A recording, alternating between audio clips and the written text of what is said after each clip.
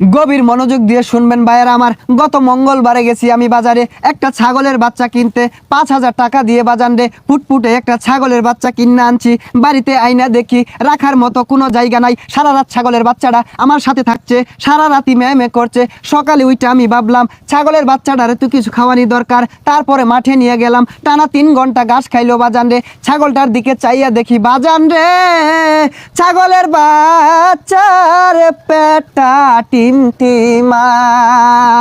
কতক্ষণ এটা কোন ওয়াজ হইলো? আইরা করে ওয়াজ করুন আর বালা বালা বক্তা দুর্নাম করুন, এর লেগে তো অনেক মাহফিলে লোক হয় না।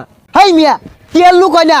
গইনা দেহ আমার ওয়াজ মাহফিলটাত 4 লক্ষ লোক আছে। 1 2 3 4 4 লক্ষ নাই, কিন্তু 4 জন আছে।